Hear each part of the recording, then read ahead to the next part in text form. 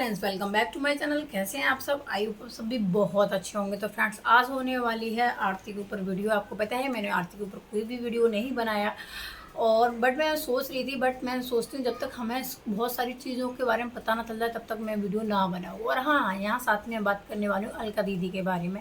अलका दीदी को कंपैरिजन किया जा रहा है आरती के साथ, तो प्लीज़ ऐसा ना करें क्योंकि आपकी ये बहुत बड़ी गलतफहमी है। मैं आपको यहाँ क्लियर कर दूँ कि आरती और अलका दीदी में एक चीज़ की सिमिलरिटी है, हाँ, क्योंकि वो लेडीज़ हैं, दोनों लेडीज़ हैं, तो ये सिमिलरिटी है। बट आप उनकी क्वालिटी और एजुकेशन या किसी पर जो अंडरस्टैंडिंग है वो एक जैसी नहीं है। आरती ने अपनी खुशियों के लिए अपने घर वालों को सूली पर चढ़ा दिया। अलका दीदी ने अपनी खुशियों के लिए अपने घर वालों को सूली पर नहीं चढ़ाया। उन्होंने अपनी खुशियों के लिए, अपने घर वालों की खुशियों के लिए अपने साथ में बहुत ज़्यादा कॉम्प्रोमाइज़ किया है। और ये मैं उनके ऊपर एक डिफरेंट वीडियो बनाऊंगी जिसमें मैं आपको अलका दीदी के बारे में टॉपिक टू टॉपिक बताऊंगी। उस वीडियो का आप जल्दी वेट कीजिए, मैं जल्दी अपलोड करूंगी। तो आज हम बात करने वाले हैं आरती के बारे में। तो अलका दीदी को और आरती को एक फेस पे लाके दोनों को एक बेस पे ना रखें, दोनों में बहुत ज़्यादा डिफरेंट चीज़ें हैं। तो यहाँ बात करने वाले आरती के बारे में। तो फ्रेंड्स, मैंने अभी एक फ्रेंड डियर थी, उनका डियर बोलूँ क्या बोलूँ, हीटर्स बोल सकती हूँ, क्योंकि वो अलका दीदी को आए दिन बहुत ज़्यादा डिफेम करती रहती हैं। बट मैं किसी को इस तरह गलत नहीं बोल सकती, तो मैं बोल सकती हूँ एक वो महान औरत थी जो ऐसे काम करती हैं। तो उन्होंने कहा था कि जो अलका दीदी हैं वो उस आरती को डिफेम कर रही हैं। तो kind for information ma'am, Alka दीदी ने किसी को डिफेम नहीं किया। उन्होंने वो ही थी जिसने आरती के लिए सबसे पहले मुद्दे की आवाज़ उठाई थी कि अगर आरती आईसीयू में भर्ती हुई है तो क्यों हुई है, क्या हुआ है उसके साथ, वो इतना वीक हो गई है। और उन्होंने पर्सनली उसको कॉल किया था, आपकी तरह नहीं कि किसी इसका वीडियो देख लिया, उसका वीडियो देख लिया और वीडियो बनाना स्टार्ट हुआ। उन्होंने पर्सनली जाकर उसको कॉल किया तो उसको बताया था अगर आपके साथ कुछ गलत हो रहा है तो मैं आपके साथ खड़ी हूँ। बट उनके साथ ऐसा कुछ भी शोषण नहीं हो रहा था, वो उनके अपोजिट ही बोली आरती, क्योंकि आरती को दीदी कुछ सच बातें बोल दी थी जो उनको बुरी लग गई थी, इसलिए वो आरती दीदी के खिलाफ ही कुछ शब्द उन्होंने यूज़ किए। तो यहाँ बात करते हैं उन मैडम के बारे में। तो उन्होंने बोला था कि अरे आप तो बोल रही हैं कि आप किसी की बेटी की इज्जत उछाल रही हैं। जी नहीं, वो किसी की इज्जत नहीं उछाल रही हैं, बल्कि जिस बेटी की आप दुहाई दे रही ना, वही बेटी अपने बाप को, माँ को, अपनी दीदी को, भाई को, भाभी को, सबको जेल में बंद करवा चुकी है।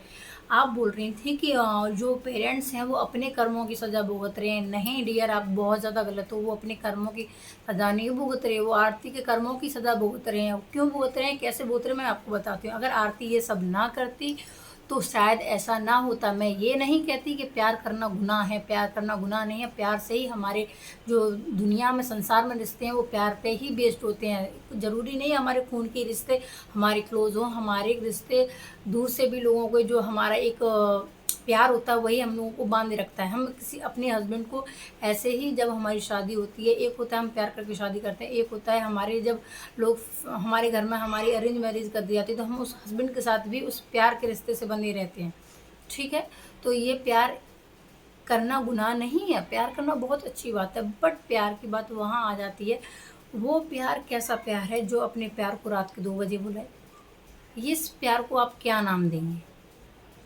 और फिर भी मैं यहाँ आरती के लिए स्टैंड ले रही हूँ कि देखिए, आरती हो या कोई भी औरत हो, कितना भी गलत की हो, बट आप उसके लिए हवस का इस्तेमाल ना करें, कोई वर्ड का इस्तेमाल ना करें, क्योंकि बहुत ही गंदा वर्ड है। कि कोई भी औरत को इतना चरित्रहीन ना बनाए कि हवस ये है वो है, क्योंकि कोई भी औरत, मुझे ऐसा नहीं लगता कि अपनी हवस मिटाने के लिए ये सब काम करेगी। अगर उसे जो वेश्यावृत्ति करती है ना औरत, तो उनकी बेचारी की भी मजबूरी होती है, तब वो वहाँ जाके बैठती हैं। उन किसी को शौक नहीं होता है अपनी इज्जत को बेचने का, समझ में आया? तो किसी उसके लिए हवस वर्ड का यूज़ ना करें। मैं आप सब लोगों से प्रे करती हूँ, अपील करती हूँ, चाहे वो मेरे सपोर्टर हों, हेटर हों, जो भी हों।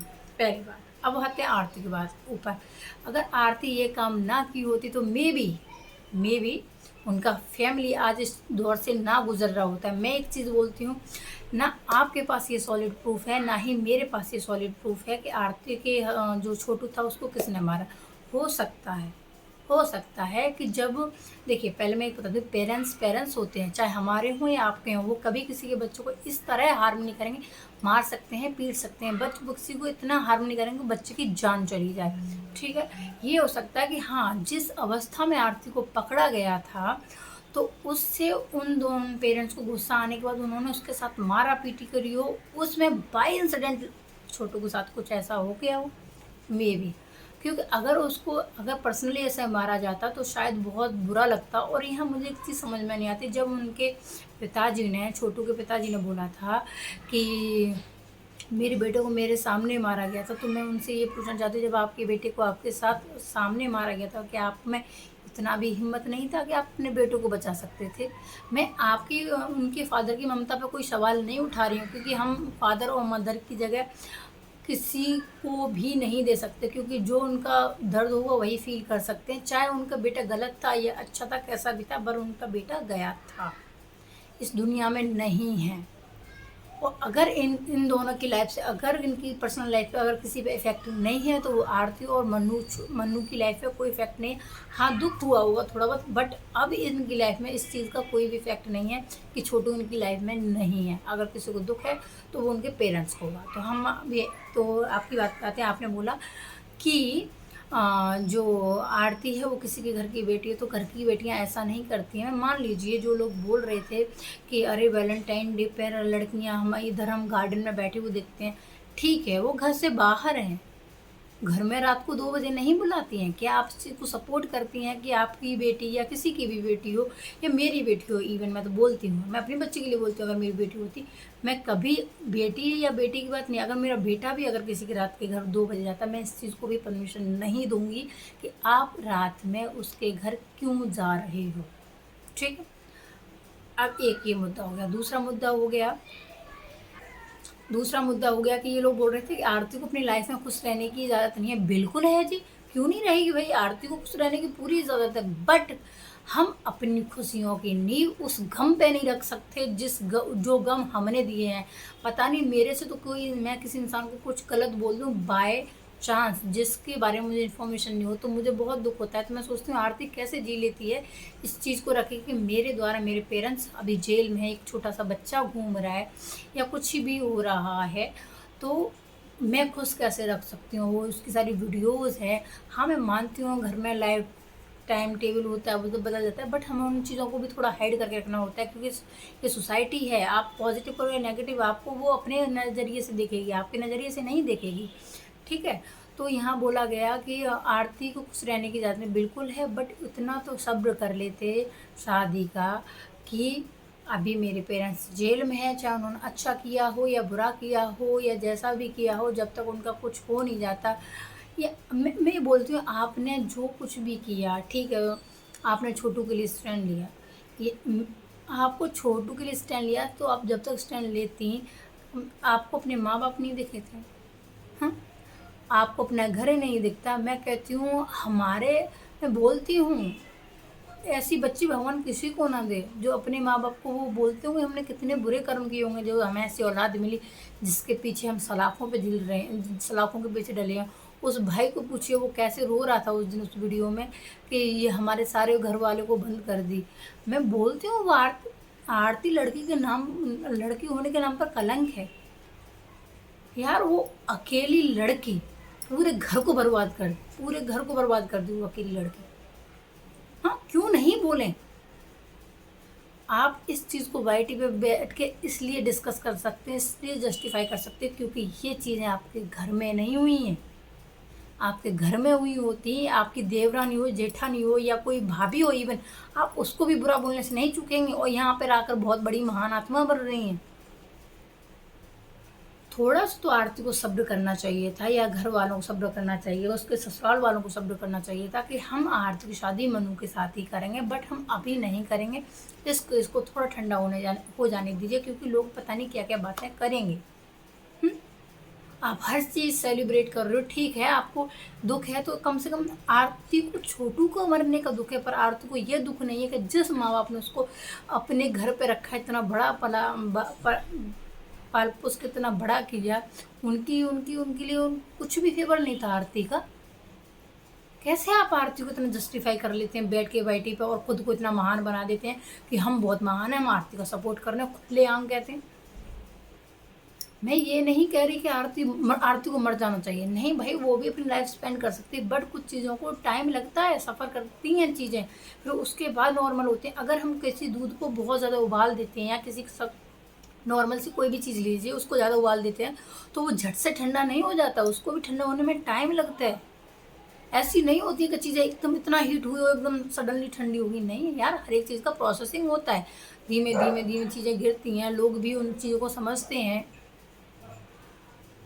आप इधर पार्टी में जा रही हैं, उधर पार्टी में जा रही हैं, सेलिब्रेशन हो रहा है, आप हमारे चैनल, क्या है, आप कहाँ दुखी दिख रही हैं? आप, हम लगता हो सकता है आप दुखी हो, बट आपकी चीज़ों से तो नहीं लगता कि आप दुखी हैं। और आ जाते हैं लोग अलका दीदी की तरह के, आप अलका दीदी खुश रह सकती हैं तो वो क्यों नहीं खुश रह सकती? भाई अलका दीदी का मैटर अलग है और आरती का मैटर अलग है, आप दोनों को एक तराजू में कैसे तोल सकते हो? देखिए, हर एक किस्से हर एक पॉइंट ऑफ व्यू के दो, जैसे मान लीजिए हर एक किस्से के दो पहलू हो सकते हैं, हर एक किस्से के रूप अलग हो सकते हैं, आपके नज़रिए में, मेरे नज़रिए में, किसी और के नज़रिए में। आप किसी का विरोध करिए, अलका दीदी का विरोध कर रहे हैं, बेशक करिए, मैं मना नहीं करती, बट उस विरोध को इतना करिए कि वो, अगर वो सही है तो उस चीज़ को सही भी तो बोलिए, बट नहीं, आपको करना होता है क्या? अगर अलका चाहे कितना भी सही मुद्दा उठा ले, पर आप लोगों को उसको अपोजिट ही बोलना होता है, और फिर उसमें ड्रैग करते हैं उसकी पर्सनल लाइफ। अरे मैं तो कह रही हूँ, ठीक है, अलका दीदी किसी की दूसरी बीवी हैं, आप तो अपने हस्बैंड की एक बीवी हो, फिर आप क्यों जस्टिफाई करने आ जाती हो आईटी पे कि हम अपने हस्बैंड की अकेली बीवी हैं, हम अपने हस्बैंड की अकेली बीवी? अगर वो जस्टिफाई करना तो समझ में आता भी है, आप तो अपने हस्बैंड की अकेली हो, फिर भी आपको जस्टिफाई करना पड़ रहा है, हमें समझ में ही नहीं आता कि आप अपने हस्बैंड की अकेली बीवी हैं। क्या औरतें हैं, थोड़ा तो शर्म कर लीजिए। अलका दीदी को इतना ब्लेम करते हो, भाई इतना तो अब आप अपने बच्चों पे ध्यान देंगे तो शायद आप ज़िंदगी में खुश हो जाएंगे। तो आई होप आप लोगों को मेरी ये बातें अच्छी लगी हों, और चाहे नहीं अच्छी लगी हों, आपको जो भी कमेंट सेक्शन, इस वीडियो से रिगार्डिंग जो भी कमेंट होगा, प्लीज़ कमेंट सेक्शन में दीजिए। मैं आपकी बातों से बिल्कुल लॉजिकल मैं आपको रिप्लाई ज़रूर दूंगी। अगर आपका अच्छा हुआ तो अच्छा भी बताऊंगी, और आप नेगेटिव वे में भी बोलेंगे तो भी मैं आपको उस चीज़ का लॉजिक पॉइंट दूंगी। मैं ऐसे ही वीडियो नहीं बना देती कि फ़ोन उठाया, हम चालू हो गए, ऐसा हो गया, ऐसा हो गया, ऐसा हो गया। नहीं, ऐसा नहीं होता है। हम किसी की पर्सनल लाइफ के बारे में बात कर रहे हैं, हमें कुछ चीज़ों के बारे में नॉलेज होना चाहिए, हम तब बात कर सकते हैं किसी के बारे में। ऐसे नहीं है, चाहे गंदा है, बुरा है, कुछ बस इन्हें बात करना, अपना भूखना रहता है बस वाईटी पर आकर।